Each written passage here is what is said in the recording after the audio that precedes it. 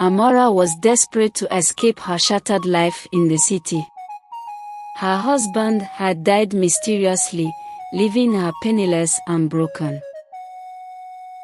With nowhere else to go, she returned to her ancestral village, a place shrouded in old legends and fearsome tales. The villagers whispered about the man in the mist, a ghost who wandered near the forest at night. Amara ignored their warnings.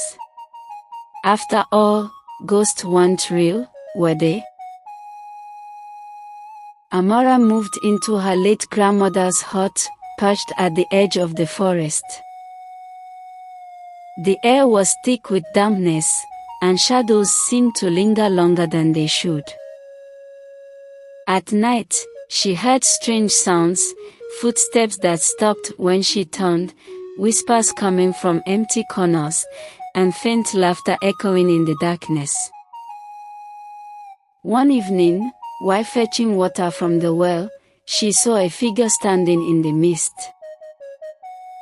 It was a man, tall and striking, with piercing eyes that seemed to see right through her. "Who are you?" she asked, her voice trembling. "I'm Kofi," he replied with a smile that chilled her to the bone. "I've been waiting for you." Kofi appeared every evening after that. He brought her unripe plantains, sang old songs, and spoke of love and longing.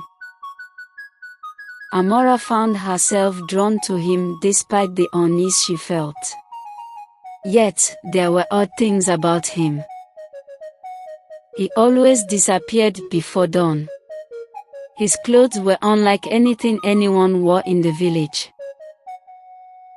And when he touched her, his hands were cold as death.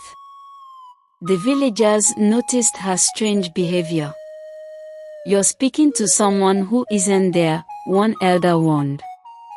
"That man you see, he's not alive." Amara brushed them off. She couldn't deny her growing feelings for Kofi. But the dream started soon after.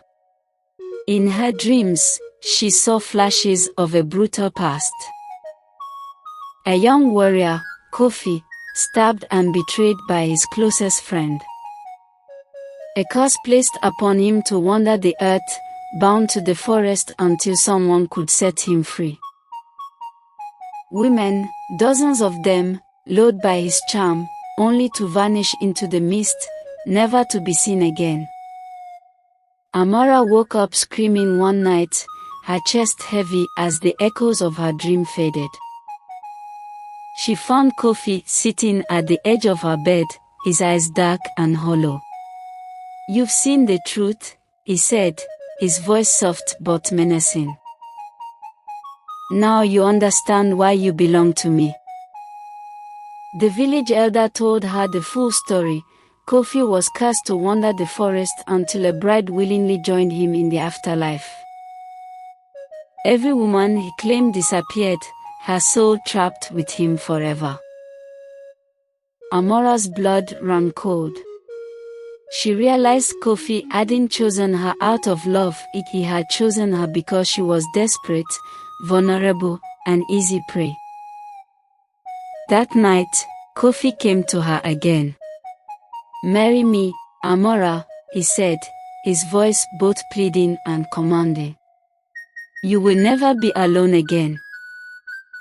Amara tried to resist, but his presence was overwhelming. His icy fingers brushed her cheek, and for a moment, she felt her strength draining away. Determined to break free, Amara sought help from the elder, who gave her a forbidden ritual to banish Kofi's spirit forever. On the night of the ritual, Amara stood in the clearing near the forest, clutching a knife and a pouch of sacred herbs. Kofi appeared, his face twisted with anger and betrayal. "You would betray me, after all I've given you," he roared, his voice echoing like thunder. The mist thickened around her, and the temperature dropped until her breath turned to frost. As Kofi lunged toward her, Amara threw the herbs into the air and recited the incantation. A piercing scream filled the night as Kofi's form began to dissolve. But just as she thought it was over, he whispered one final warning. "This isn't the end. You'll never escape me." Amara returned to her hut, shaken but relieved. Days passed, and the whisper stopped. The villagers believed she had banished the ghost for good. But one night, as she lay in bed, a cold hand slid over hers. "I told you," Kofi's voice rasped, "you are mine." The villagers found her hut empty the next morning, the door wide open, and mist creeping inside. Amara was never seen again.